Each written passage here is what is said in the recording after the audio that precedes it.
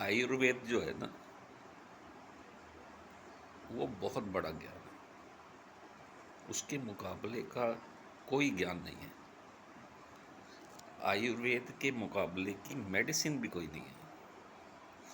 Allopathic medicines भी Ayurvedic medicines का सहारा लेकर अपनी मेडिसिन्स बनाती हैं।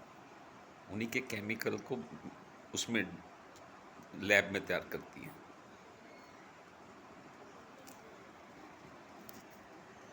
आयुर्वेद जो है, जो कमजोरी आयुर्वेद में है, वो आयुर्वेद में कमजोरी नहीं है, आयुर्वेद को समझने वालों में कमजोरी है।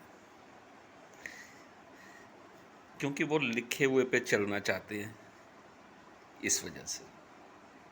जबकि आयुर्वेद कहता है पेशेंट के अनुसार अपनी बुद्धि से उसकी मेडिसिन तैयार करो।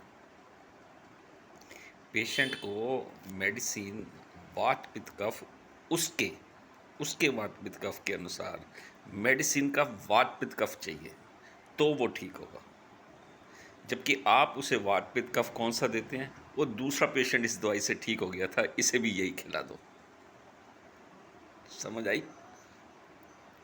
इसलिए वो ठीक नहीं होता, क्योंकि उसका अपना वात पित्त कफ है, उस पेशेंट का अपना वात पित्त कफ है।